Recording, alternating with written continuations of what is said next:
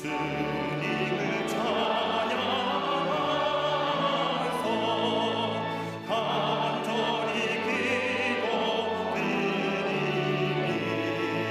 그 기도한 김에 여서 주 앞에 상담하오나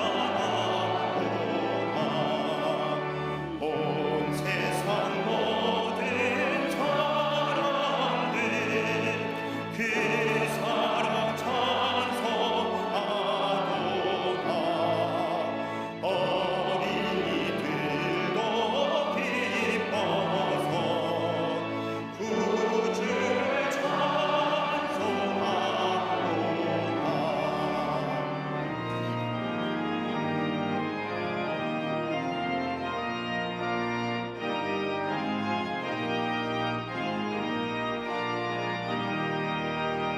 주 예수 계신 곳마다 그네 충만하도다.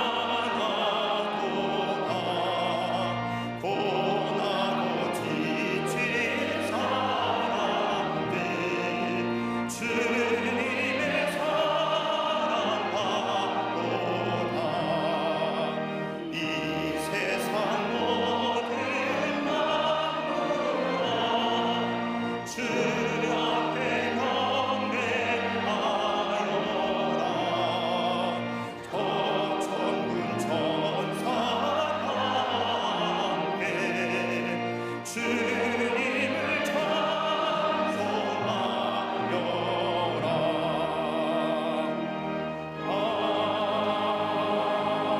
아멘.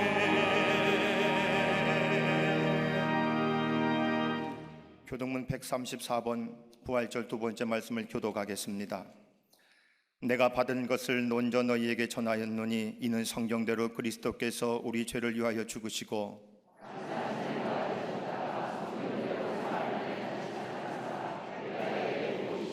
후에 12 제자에게와 그 후에 500여 형제에게 일시에 보이셨나니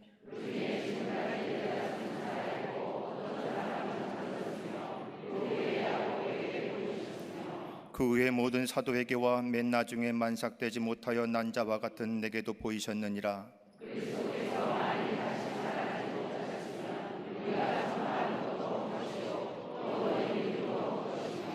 만일 그리스도 안에서 우리가 바라는 것이 다만 이 세상의 삶뿐이면 모든 사람 가운데 우리가 더욱 불쌍한 자이리라.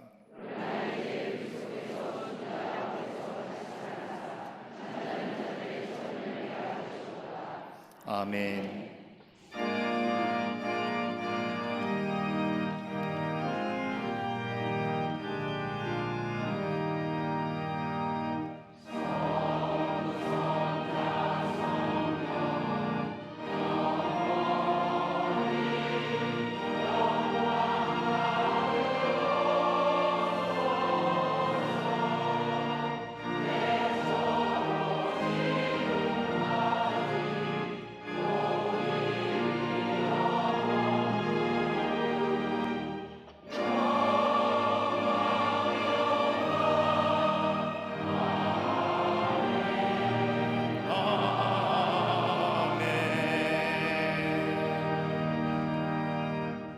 전능하사 천지를 만드신 하나님 아버지를 내가 믿사오며 그 외아들 우리 주 예수 그리스도를 믿사오니 이는 성령으로 잉태하사 동정녀 마리아에게 나시고 본디오 빌라도에게 고난을 받으사 십자가에 못 박혀 죽으시고 장사한 지 사흘 만에 죽은 자 가운데서 다시 살아나시며 하늘에 오르사 전능하신 하나님 우편에 앉아 계시다가 저리로서 산자와 죽은 자를 심판하러 오시리라. 성령을 믿사오며 거룩한 공예와 성도가 서로 교통하는 것과 죄를 사하여 주시는 것과 몸이 다시 사는 것과 영원히 사는 것을 믿사옵나이다. 아멘.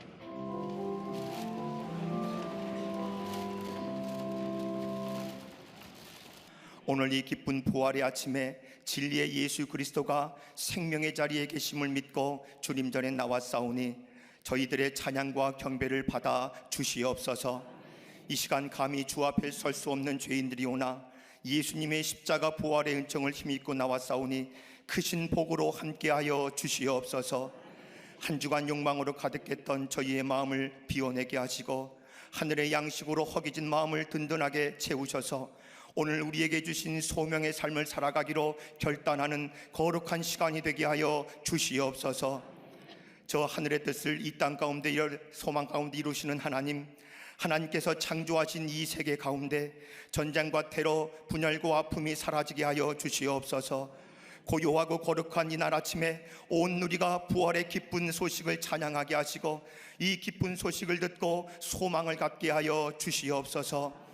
많은 역경과 고난 속에서 선진들의 피땀 흘림의 수고와 순교로 이 민족에게 영육간의 축복을 은혜를 주시니 감사를 드립니다.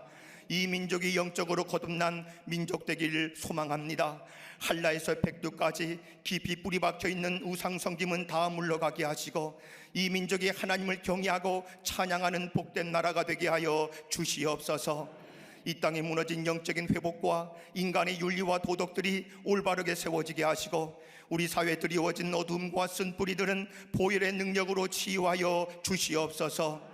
이 나라를 이끄는 대통령과 위정자들에게 하늘의 능력을 허락하여 주사 애굽의 기근을 하나님의 비전으로 풀어갔던 요셉과 같이 이 민족의 정치, 경제, 사회, 안보의 위기를 지혜롭게 극복하여 온 국민이 잘 사는 나라, 온 국민이 행복하고 풍요로운 번영의 땅이 되게 하여 주시옵소서. 긍휼하신 하나님, 이 부활의 기쁜 소식이 아직도 암흑과 죄악에 신음하고 있는 북한 동포들에게 임하셔서 속히 저들의 고통 가운데 구해주시고 거룩과 순결의 정금과 같은 주의 성도들은 인내함으로 통일의 새 역사를 써내려가는 주의 종들이 되게 하여 주시옵소서. 속히 이 나라 이 민족이 성령한국 통일한국으로 일어서게 하여 주시옵소서.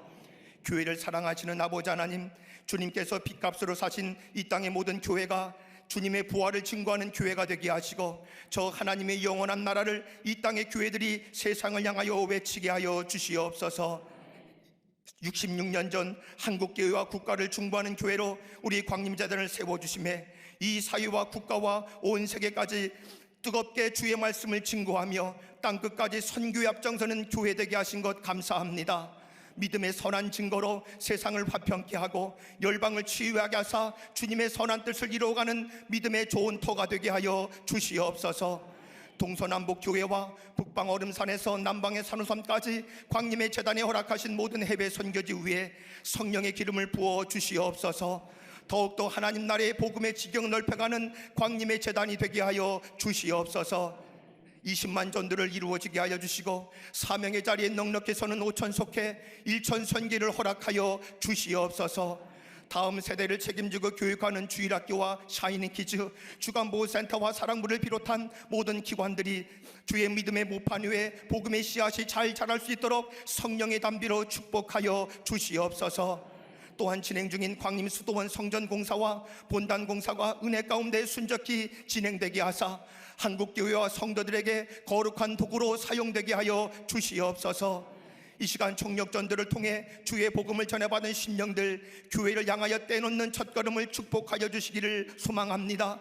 주의 복음을 듣고 주님의 이름을 찾는 모든 심령들에게 새 생명을 허락하여 주시옵소서. 쇠하지 않는 영역으로 세계 곳곳으로 다니시며 선교하시는 감독님, 영육의 강건함과 갑절의 영감을 도하여 주시옵소서. 감독님 모든 선교의 여정마다 신유의 기적과 수많은 영혼들의 변화를 허락하여 주실 줄 믿습니다. 손길마다 걸음마다 성령님 동행하여 주시옵소서. 영적인 리더자로 세우신 담임 목사님께 놀랍도록 크신 능력을 허락하사 하나님 나라의 최일선에서 앞장서 가실 때에 성령의 전신갑주를 입혀 주시옵소서. 몸으로 가슴으로 품으신 모든 선교의 비전 속에 지치지 않는 영육의 강건함을 도하여 주시옵소서. 이 시간 부활의 기쁜 소식을 선포하실 때 영역을 도와여 주시고 말씀을 듣는 모든 사람들마다 하늘의 소망과 축복, 은혜가 넘치는 시간이 되게 하여 주시옵소서.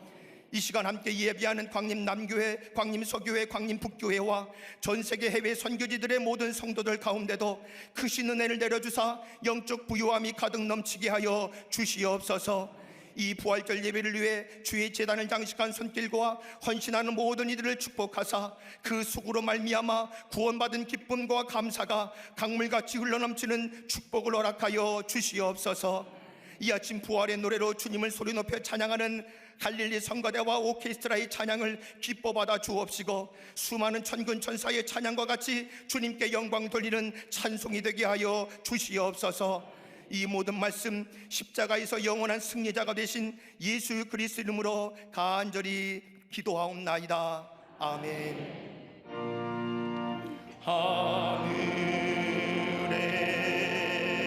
계신 아버지, 이름 거룩하사 주님 나라 임하시고 뜻이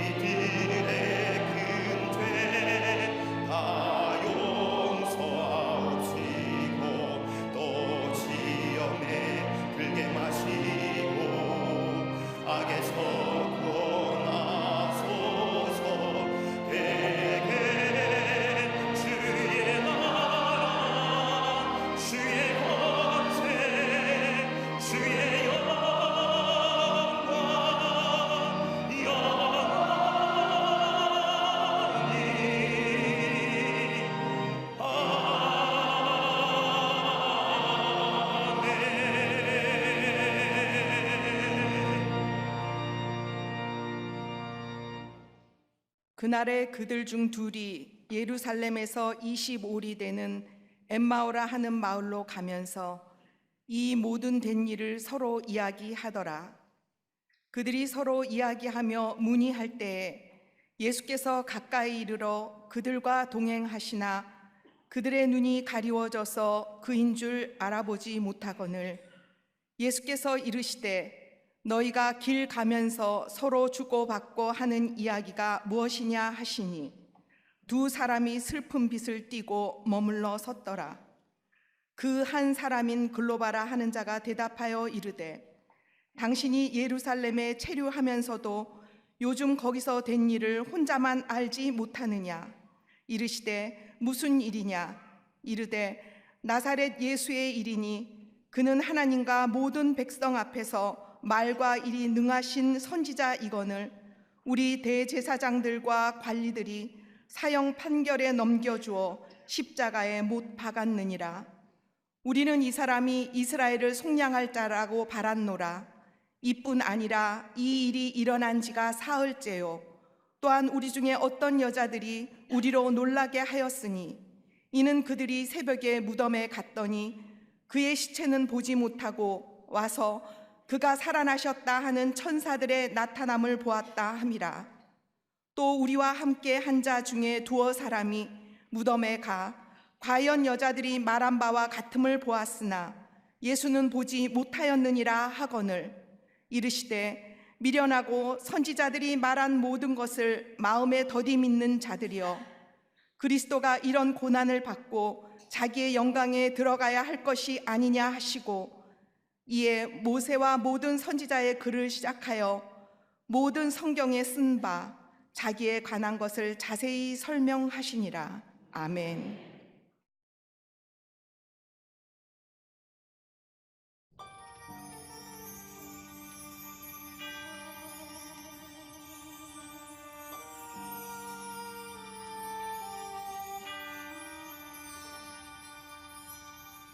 길도 다 지나갔소.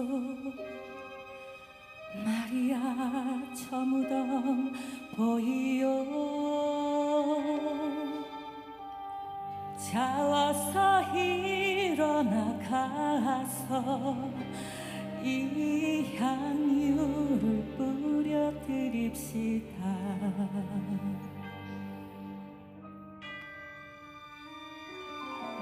예전에 걷던 길이련마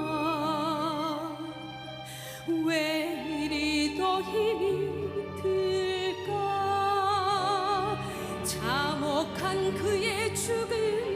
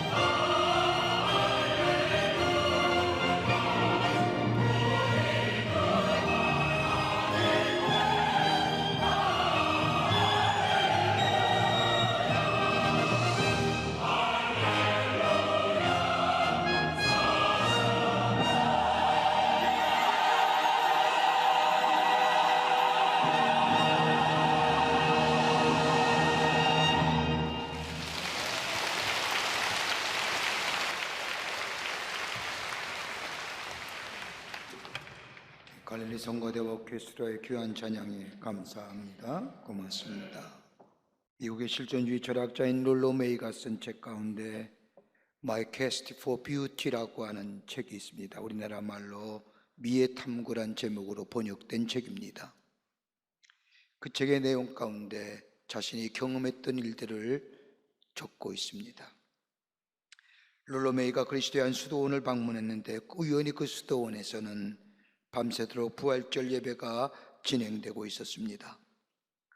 캄캄한 어둠 속에서 촛불만이 빛나면서 여러 가지 향냄새가 풍겨지면서 예배가 진행되고 있습니다. 밤새도록 진행되는 이 부활절 예배 어느 시점에 다다르자 사제가 잘 포장된 3개의 달걀을 그 예배에 참석한 한 사람 한 사람에게 나누어지면서 이야기하는 겁니다. 크리스토 아네스티. 크리스토 아네스티. 이 말은 예수 그리스도께서 부활하셨다는 겁니다. 사제가 결혼을 나눠주면서 크리스토 아네스티, 그리스도께서 부활하셨습니다라고 이야기하면 그 결혼을 받는 사람들은 이렇게 화답하는 겁니다. 그는 정말로 부활하셨습니다. 사제가 사람들을 결혼을 줄 때마다 그는 정말로 부활하셨습니다 라고는 말하는 외중 가운데 그 가운데 있던 롤로메이의 마음속에 이 말이 실존으로 부딪히게 됩니다. 나는 정말로 예수님의 부활을 믿고 있는가? 내가 정말로 예수의 부활을 믿고 있다면 내 삶 속에는 어떤 의미가 있을까? 이것이 그의 삶 속에 의문이 되고 고민이 되면서 예수님의 부활에 대하여 깊게 생각하고 그가 믿게 되므로 그의 철학의 방향이 달라졌다는 겁니다. 예수 그리스도의 부활은 신화가 아닙니다. 추리의 소설도 아니고요. 예수님의 부활하심은 역사적 사건입니다. 성경으로 말씀으로 입증된 역사적 사실이며 하나님의 섭리 가운데 이루어진 약속하신 것에 성취된 사건입니다. 여러분, 인류의 성자며 역사의 성인이었던 사람들 가만히 보면 다 무덤이 있지만은 우리 예수님은 무덤이 없습니다. 왜요? 부활하셨기 때문입니다. 부활하신 우리 주님은 많은 사람들에게 당신의 모습을 보여주셨습니다. 여러분, 누가복음의 말씀만 보더라도 5번이나 부활하신 주님이 사람들에게 보여주신 것을 보게 됩니다. 막달라 마리에게 보여주셨습니다. 그뿐 아니라 다락방에 숨어있는 제자들에게 나타나시어 너희에게 평강이 있을지어다 라고 말씀하시며 부활하신 주님을 보여주시며 위로와 용기를 주셨습니다. 의심 많은 도마에게 나타나셔서 부활하신 주님의 모습을 보여주시면서 내 손을 내밀어 내 옆구리에 넣어보라, 그리하고 믿음이 없는 자 되지 말고 믿는 자가 되라고 말씀하실 뿐만 아니라 오늘 본문의 말씀인 엠마오로 내려가는 2 제자에게 보여주셨고, 그래서 디베랴 바닷가에서 밤새도록 물질을 했지만은 아무것도 얻지 못한 저들에게 찾아가셔서 그물을 내리라 하시며 고기를 잡게 하실 뿐만 아니라 저들에게 조반을 차려주신 그 예수님, 5번이나 저들에게 나타나시어 예수님의 부활하신 것을 보여주신 것을 보면 부활은 역사적인 사실입니다. 더 나아가 예수 그리스도의 부활은 기독교의 핵심입니다. 예수 그리스도의 부활이 있기에 그리스도의 고난이 귀한 겁니다. 만약 십자가 사건이 십자가로 맞춰졌다고 한다면 고통과 고난뿐이었을 겁니다만은 그 십자가의 죽음을 이기시고 부활하신 주님이 있기에 그 십자가가 귀하고 부활이 귀한 겁니다. 그러기에 예수님의 공생의 마지막 정점은 예수 그리스도의 십자가의 죽으심과 더불어 3일 만에 부활하신 일일 겁니다. 이것이야말로 기독교 복음의 핵심이요, 복음 중에 복음입니다. 또 하나 있다고 한다면 예수님의 부활은 약속하신 대로 영생의 성취입니다. 십자가가 구속의 완성이라면 부활은 우리에게 영생을 약속하신 약속의 성취입니다. 그러기에 바울은 세상의 풍속에 입석한 고린도 교회를 향하여 고린도서 15장 14절의 말씀을 보면 그리스도께서 만일 다시 살아나지 못하셨으면 우리가 전파하는 것도 헛것이요 너의 믿음도 헛것이며, 이어 19절 말씀에 보면 만일 그리스도 안에서 우리가 바라는 것이 다만 세상의 삶일 뿐이면 모든 사람 가운데 우리는 더욱 불쌍한 자니라. 예수 그리스도의 부활이 없다고 한다면 우리가 믿는 것도 것이고 우리가 전파하는 것도 것이고 우리가 믿는 것이 다만 이 세상의 삶뿐이라면 이것처럼 불쌍한 사람이 없을 거예요. 그러기에 예수 그리스도의 부활하심은 우리의 과거와 우리의 현재와 우리의 미래의 삶을 바꿔놓을 뿐만 아니라 우리의 미래의 삶을 새롭게 열어주신 하나님의 은혜, 하나님의 은총에 우리를 향한 사건이라 할 수 있을 겁니다. 몇 년 전에 돌아가신 빌리 그리함 목사님 책 가운데 나온 이야기입니다. 빌리 그리함 목사님이 옛날 소독의 콘라드 아데나워 수상을 만날 때 일입니다. 빌리 그리함 목사님이 이 아데나워 수상을 만나면서 무슨 얘기할까 고민합니다. 어떤 얘기하면 화제거리가 있을까? 동서독의 문제, 공산주의와 자본주의의 문제 등등 한참을 생각하다가 이 빌리 그리함 목사님이 생각합니다. 그런 얘기 말고 그저 세상 평범한 돌아가는 이야기 해야겠다고 생각하고 아데나워 수상을 만납니다. 그런데 느닷없이 이 아데나워 수상이 빌리 그리함 목사님을 만나더니, 목사님, 세상에 가장 중요한 일이 무엇인지 아십니까?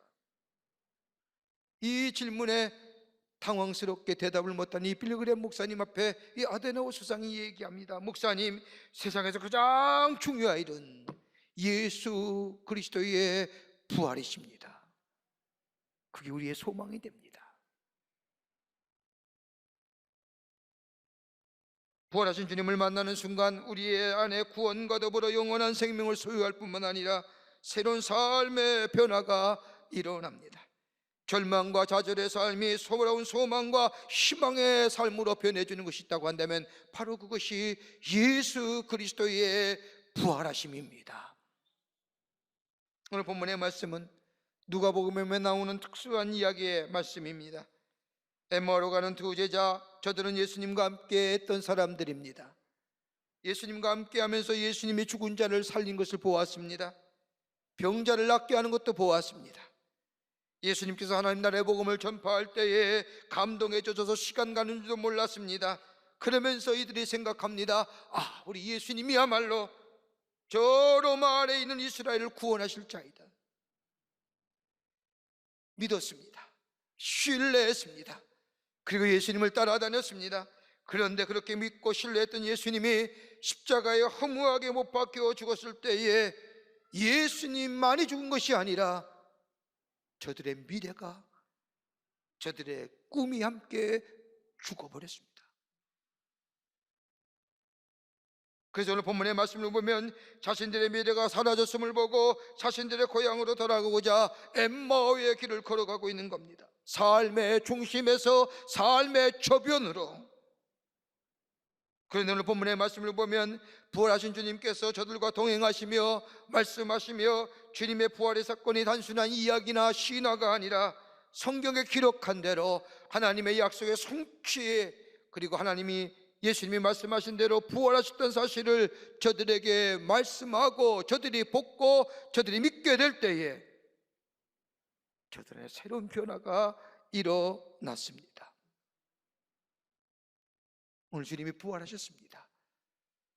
예수님이 부활하셨습니다라고 내가 믿고 내가 그 안에 거할 때 우리 안에 새로운 변화가 일어나는데 어떤 변화일까요? 오늘 본문의 말씀에 우리에게 귀한 영적인 교훈과 더불어 부활하신 주님의 놀라운 은혜를 증거하고 있습니다. 본문의 말씀을 통하여 함께 몇 가지로 나누며 은혜 받기를 원합니다. 첫째는 삶의 방향이 달라집니다. 오늘 본문의 말씀을 보면 제자들이 예루살렘을 떠나 엠마오로 내려갑니다. 엠마오는 예루살렘에서 서북쪽으로 약 13km 떨어진 작은 마을입니다. 어떻게 보면 예수님과 함께 거하였던 것, 그것은 저들에게는 꿈이 있는 것이고 의미가 있는 것이었고 저들에게는 삶의 활력이 넘쳐나는 장소였습니다. 그런데 예수님이 십자가에 달려 돌아가시자 저들은 저 엠마오란 작은 마을, 삶의 중심에서 삶의 저변으로 내려가는 겁니다. 저들에게 있어서 예수님의 죽으심은 절망이었습니다. 의미의 상실이었고요, 꿈과 미래의 잃어버림이었습니다. 그러기 오늘 본문의 말씀을 보면 제자들의 모습이 성경 곳곳에 저들의 삶, 저들의 마음의 상태를 설명해 줍니다. 오늘 본문의 말씀을 보면 저들의 삶은 참으로 무기력한 삶이었습니다. 예수님이 돌아가시자 삶의 무력함이 저들의 삶 속에 엄습해 왔습니다. 29절의 말씀을 보면 저희가 강권하여 가로되 우리가 함께 유하시다가 때가 저물어가고 날이 이미 저물었나이다. 저물었다고 하는 것은 다름이 아니라 노을이 묽게 물들고 황혼의 무렵을 얘기합니다. 다시 말하여 예루살렘을 등지고 저 삶의 중앙에서 삶의 저면으로 힘없게 걸어가고 있는 서북쪽으로 태양을 등지고 내려가는 것입니다. 예수가 돌아가신 후에 삶의 무기력함, 삶의 미래와 소망이 끊겨진, 그러기에 힘없는 인생. 더 나아가 제자들의 삶의 모습은 깊은 슬픔의 상태였습니다. 17절의 말씀을 보면 예수께서 이르시되 너희가 길 가면서 서로 주고받고 하는 이야기가 무엇이냐 하시니 두 사람이 슬픈 빛을 띠고 머물러 섰더라. 슬픈 빛이었다는, 저희 마음속에 깊은 슬픔이 가득 차 있다는 겁니다. 더 나아가 깊은 실망의 상태입니다. 20절과 21절의 말씀을 보면 우리가 대제사장들과 관원들이 사형 판결에 넘겨져 십자가에 못 박았느니라. 우리는 이 사람이 이스라엘을 구속할 자라고 바랐노라. 여러분 가만 보세요. 저들이 예수님에 가진 기대가 있습니다. 로마의 정부를 무너뜨리고 로마의 사슬에서 해방시켜주고 민족 해방의 꿈이 예수님을 통하여 이루어질 줄 알았습니다. 그런데 예수님이 십자가에 힘없이 죽으신 겁니다. 더 나아가 저들의 삶은 깊은 불신앙의 자리였습니다. 22절과 24절의 말씀을 보면 또한 우리 중에 어떤 여자들이 우리로 놀라게 하였으니 이는 저희가 새벽에 무덤에 갔다가 그의 시체는 보지 못하고 와서 그가 살으셨다 하는 천사들의 나타나심을 보았다미라. 또 우리가 함께한 자 중에 두어 사람이 무덤에 가서 과연 여자들의 말한 바와 같음을 보았으나 예수는 보지 못하였느니라. 예수가 부활하셨다는 얘기 들었습니다. 들었어요. 그런데 감히 엄청난 사실 받아들이지 못하겠다는 겁니다. 믿음이 없는 겁니다. 불신앙의 상태에 놓여 있는 겁니다. 예수님과 함께 하면서 가족들이 가졌던 꿈과 계획했던 것, 소망했던 것, 이것이 이루어질 것이라고 하는 기대감이 예수의 십자가의 죽으심으로 하루아침에 물거품이 되어버린 겁니다. 생각하지 않습니까? 죽음 앞에 그 어떤 장사도 없는 거야. 예수님도 죽음 앞에 별 수 없구나. 이 절망감이 예수님이 부활하셨다는 소식을 들었음에도 불구하고 이 절망과 좌절에 이 슬픈 힘없는 길을 걸어가고 있는데, 그러나 부활하신 예수님께서 저들과 동행하시며 말씀을 통하여 예수님이 세상에 계실 때에 하신 말씀과 선지자들과 예언자들의 이야기를 풀어 설명해 주십니다.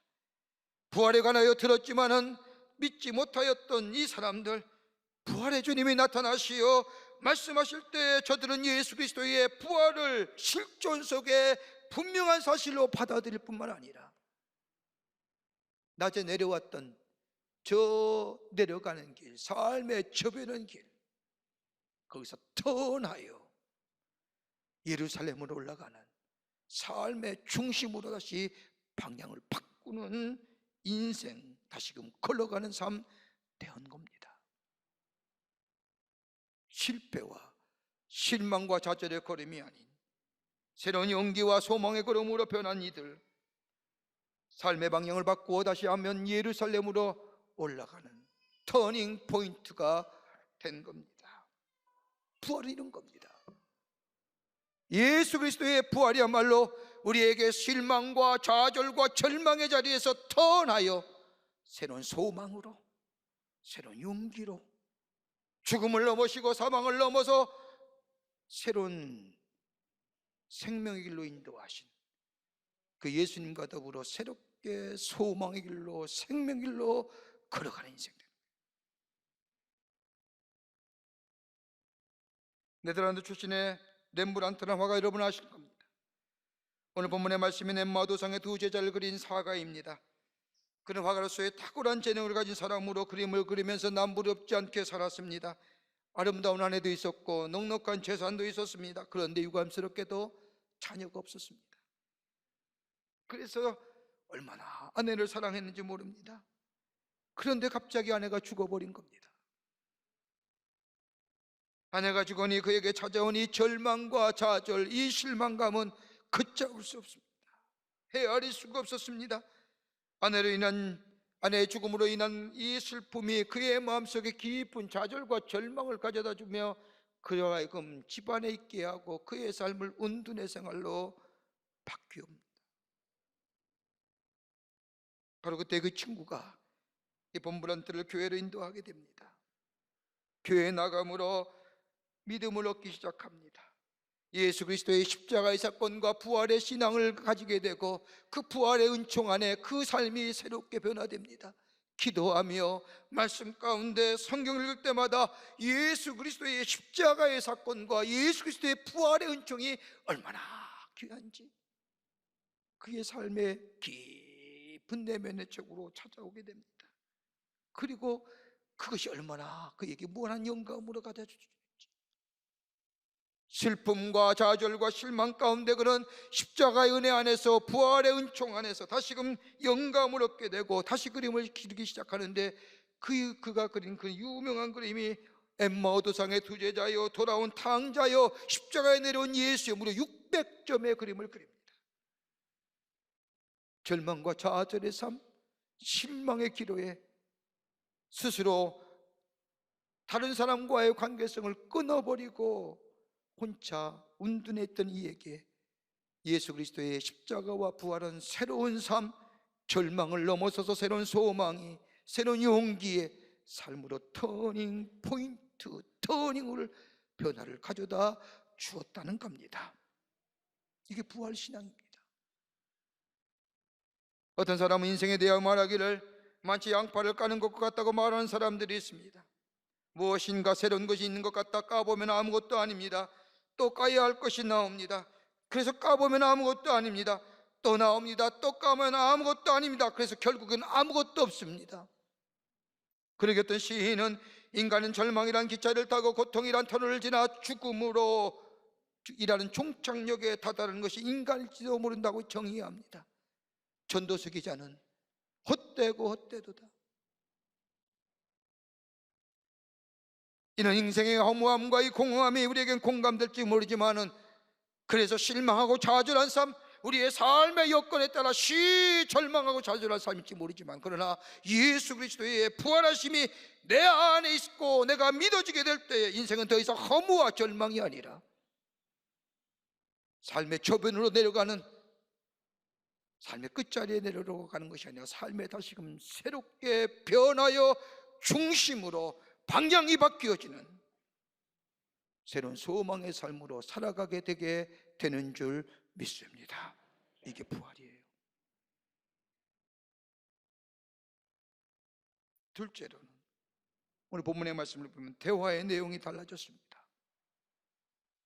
17절 말씀을 보면 예수께서 이르시되 너희가 길을 가면서 서로 주고받는 이야기가 무엇이냐 하시니 두 사람이 슬픈 빛을 띠고 머물러 서더라. 저들의 대화의 내용, 많은 소재와 많은 이야기가 있겠지만 단 한 가지 주제입니다.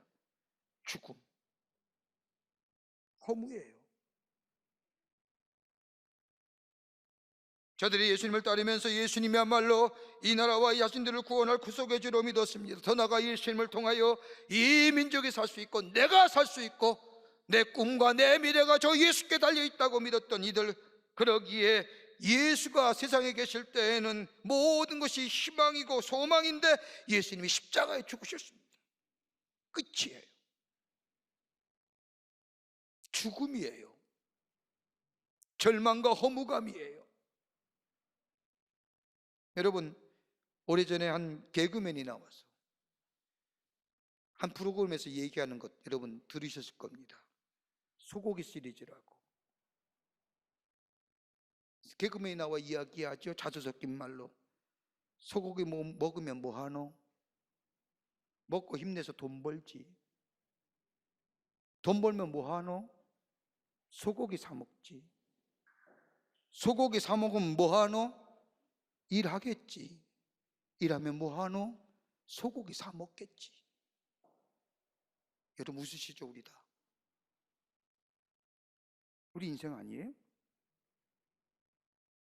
자주 섞인 얘기잖아요. 인생의 허무와 공허함이잖아요. 참된 소망과 삶의 의미가 사라진 인생들이 나눌 수 있는 삶의 공허함과 무상함을 단적으로 보여주는 거 아닙니까? 여러분, 부활에 참된 믿음이 없는 사람들이 나누는 대화의 이야기들, 다양한 주제와 소재를 가지고 말하지만 저들의 이야기의 공통점이 뭔지 아십니까? 땅의 이야기입니다. 우리가 살면서 수많은 이야기를 나눕니다. 내가 아는 수많은 이야기를 객관화시키면 어떤 이야기들입니까? 여러분 친구를 만나고 여러분의 가까운 이들과 만나면서 여러분이 얘기하는 그 다양한 소재와 다양한 주제를 객관화시키면 여러분의 주제는 뭡니까? 아니, 이렇게 쉽게 바꾸어 얘기하시죠. 우리가 나누는 이야기 속에 생명이 있습니까? 내가 하는 이야기 속에 생명이 있습니까? 있어요?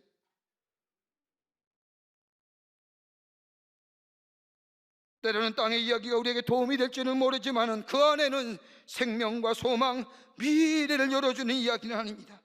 오늘 본문에 나온 엠마오의 도상의 두 제자를 보십시오. 예수의 부활의 이야기를 들었습니다. 알고 있습니다. 그럼에도 불구하고 저들의 이야기는 땅의 이야기입니다. 예수 그리스도의 부활의 앞에 있는데 절망을 얘기하는 겁니다. 절망과 사망의 권세를 이기시고 부활하셨는데 저들이 나오는 이야기는 허무의 이야기입니다. 엠마오 도상의 두 제자뿐입니까? 우리들의 대화는 아닙니까? 그러나 부활하신 주님이 저들에게 나타나시어 말씀하실 때에 저들이 주님을 만나고 주님을 믿게 될 때에 저들은 더 이상 땅의 이야기가 아니라, 절망과 좌절의 이야기가 아니라, 죽음에 관한 이야기가 아니라 하나님의 나라의 이야기, 미래의 이야기, 꿈의 이야기, 저 하나님 나라의 이야기를 하는 대화의 내용이 하늘의 것으로 바뀌어지는 역사가 이 부활신앙입니다. 철학자 임마누엘 칸트는 인간이 있어서야 할 세 가지 행복에 대해 말합니다. 할 일 있는 사람은 누구든지 행복한 사람이다. 사랑할 대상이 있는 사람은 다 행복한 사람이다.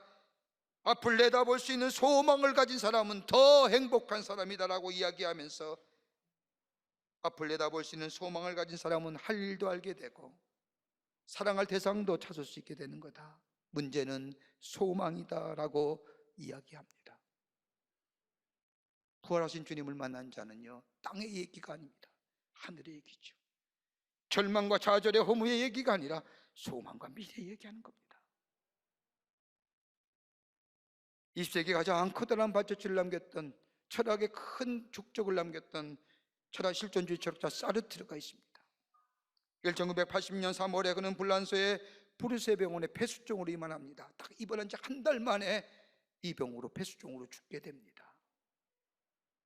그가 남겼던 유명한 철학적 명제가 뭡니까? 죽음으로부터의 자유, 절망으로부터의 자유, 이렇게 외쳤던 사르트르가 병원에 한 달 동안 3월에 입원해서 4월에 죽을 때까지 한 달 동안 병원에 입으면서 그 죽음의 공포, 그 절망감, 그 좌절, 건강할 때는 죽음으로부터 자유한 것이 인간이다, 절망으로부터 자유해야만이 인간의 실존이다라고 얘기했던 이가 한 달 만에 동안에 얼마나 죽음과 그 절망 앞에 몸부림쳤는지 끝내 죽었습니다. 모든 사람을 힘들게 하고 죽었습니다. 비참하게 세상을 떠난 후에 불란서의 신문들은 앞두어서 사르트의 죽음에 대해서 얘기합니다. 그가 그렇게 죽음으로부터의 자유, 절망으로부터의 자유를 외쳤던 그가 어떻게 저렇게 비참하게 죽을 수 있었던가?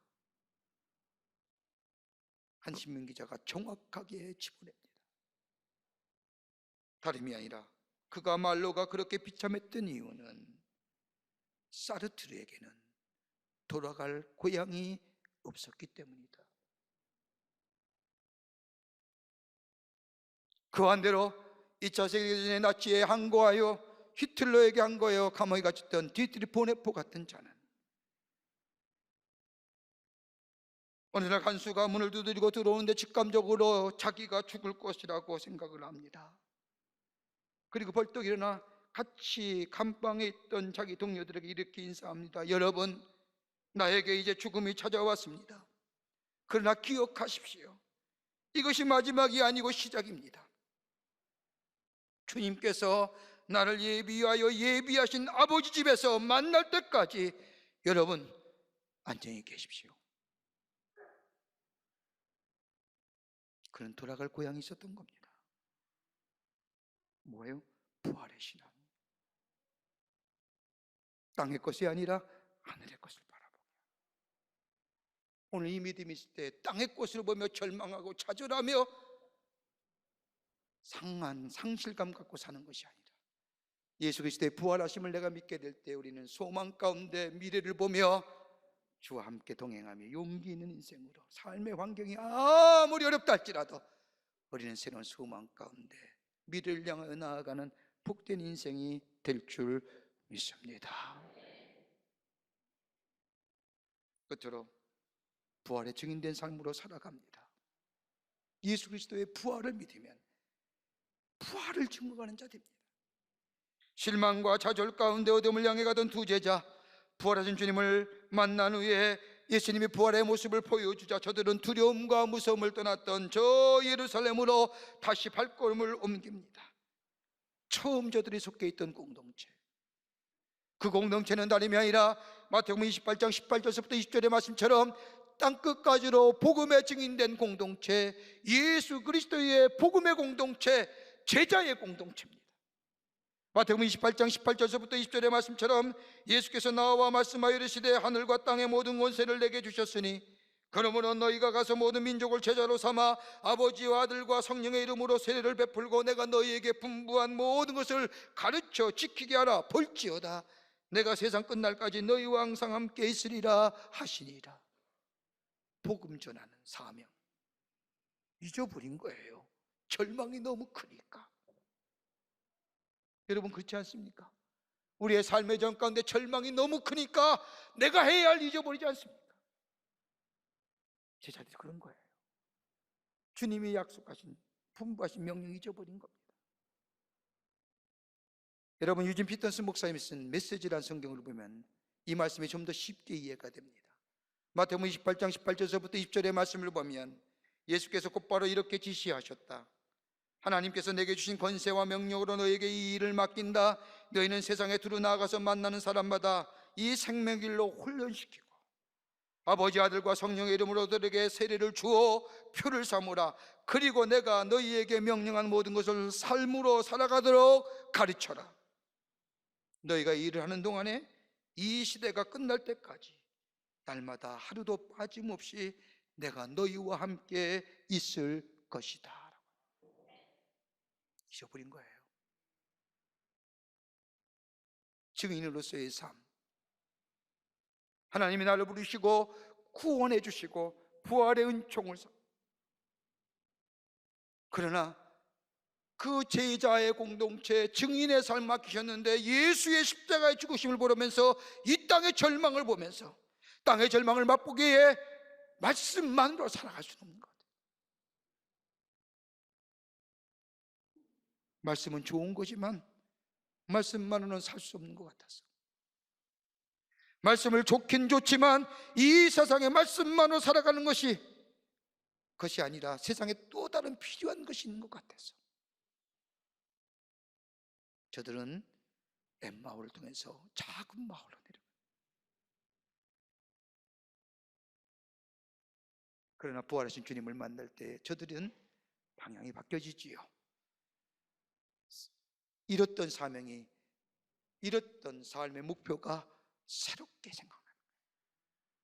내가 왜 살아야지? 내가 무엇 해야지? 내가 어디로 가야지? 그러기에 저들은 떠나요 예루살렘을 향하여 올라가는 겁니다. 왜요? 주의 주신 사명감 때문에. 여러분, 사명이 있는 자는 열정이 있습니다. 사명이 있는 자는 삶에 활력이 있는 거예요. 땅의 것을 바라보며 절망과 좌절했던 저 수가성 여인이 부활하신 주님을 만나는 순간 땅의 것이 나의 소망이 될 수 없음을 깨달으며 나아가서 예수 만났습니다. 예수가 생명입니다. 예수가 나의 생명수입니다라고 외쳤던 것처럼 이 제자들도 부활하신 주님을 만난 후에 잃어버렸던 사명이 생각나고 그 사명을 향하여 저들의 걸음이 바뀌어 사명 있는 자로. 이것이 부활의 신앙입니다. 필립 얀시라고 하는 기독교 작가의 글 가운데 이런 글 하나가 나옵니다. 자기가 살면서 인생을 살면서 자기가 가장 감명 깊었던 묘비의 글이 하나 있는데, 그건 다름이 아니라 자신의 친구인 저 루지애나 사는 친구의 할머니의 묘비라는 겁니다. 자기가 자기 친구인 루지애나에 있는 친구의 집을 방문했을 때 그 친구가 저 성경어 교회 뒤에 편에 묻어있는 자신의 할머니의 묘소를 보여줍니다. 그 묘소의 묘비에는 글이 써 있는데 그 길은 다름이 아니라 이 친구가 얘기합니다. 그 친구의 그 묘비에는 보통이면 태어난 날과 죽은 날이 적혀있는데 이 할머니는 태어난 날이 있는데 죽은 날이 없는 겁니다. 그러면서 묘비에 뭐라고 써 있느냐? 기다리는 중. I am still waiting. 그러면서 그 친구가 이야기합니다. 우리 할머니가 기다리라는 중이라고 썼던 이유는 다른 것이 아니라 비록 내가 죽음의 연장 속에 있을지라도 예수님이 부활하신 것처럼 아직도 나는 그 부활을 기다리고 있다. 이게 기다린다는 거예요. 웃을 때 웃어야지. I am still waiting. 부활을 믿으며 그 부활을 기다렸던 이 할머니, 모든 사람이 죽음은 절망이라고 말하는 무덤 가운데 있지만은 나는 다시 오실 주님 기다릴 거야. 주님 약속하신 거 기다리는 거야. 십자가의 사랑을 믿던 이 할머니는 부활의 소망을 붙들고 다시 오실 주님, 재림하실 주님을 바라보며 소망에 굳게 서서 저 죽음을, 절망을 상징하는 저 죽음, 저 무덤 사이에 있지만 나는 still waiting 하는 거예요. 부활을 증거하는 삶이잖아요. 죽어서라도 그리스도의 부활을, 다시 오실 부활, 재림을, 주를 기다리면서 하는 이 신앙이 바로 우리의 사명을 새롭게 하고 하나님의 사람으로 살아가게 하는 줄 믿습니다. 예수님이 부활하셨습니다. 이 부활을 내가 믿고 내 믿음 안에 거하게 될 때 우리의 삶의 방향이 바뀌어지고 우리의 대화가 땅의 것이 아니라 하늘의 것이며 새로운 사명자의 삶으로 살아가는 복된 인생, 복된 삶 될 줄 믿습니다. 이런 믿음으로 승리하시는 여러분과 저와 되시기를 주의 이름으로 축원합니다. 하나님 감사합니다. 죄로 말미암아 영원히 죽을 수밖에 없는 저희들을 구원하여 주셔서 하나님의 백성 삼으심에 감사합니다. 아버지 하나님, 부활의 신앙을 가지고 절망과 어둠 가운데 있는 곳에 머물러 있는 것이 아니라 새로운 소망 가운데 새로운 미래를 향하여 나아가는 복된 저희들 되게 하여 주시옵소서. 감사하며 예수님의 이름으로 기도하옵나이다. 아멘.